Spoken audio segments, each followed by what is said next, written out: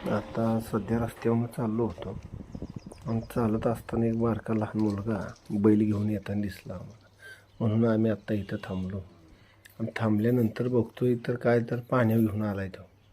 त्याला विचारलं नाव काय आहे तर त्याचं नाव श्लोक आहे. आत्ता 7 वर्षाचा श्लोक भागवत. तर शेतकऱ्याचा पोरगा असलेली एक जाणीव होती की तो आता सध्या पाण्यावर घेऊन आला आहे बघा. असा बैल मारत नाही त्याला एका कासऱ्यावर. शेतकऱ्याच्या पोराला जन्मता संघर्ष शिकवावं लागत नाही, ते माहिती असतो, बघितलेला असतो घरची काय करतात. खेळायच्या वयात बी तो एक काम करतोय आणि त्याला ती आवड आहे. आम्ही विचारले कुणी सांगितलं आहे का काय नाही. तो स्वतः बैलाला आणले पाणी, म्हणला मला मारत नाहीत दोन्ही पण बैल. तर आत्ता आम्ही बघितलं, लय भारी वाटलं. आणि विशेष म्हणजे त्याने जी आसूरगाठ मारली ती ह्या वयात कुठल्याच मुलाला येणार नाही, तो करतोय. कुठल्याच म्हणजे शेतकऱ्याची पोरं बांधू शकतात हे एक त्यानं दाखवलं. लय भारी वाटलं.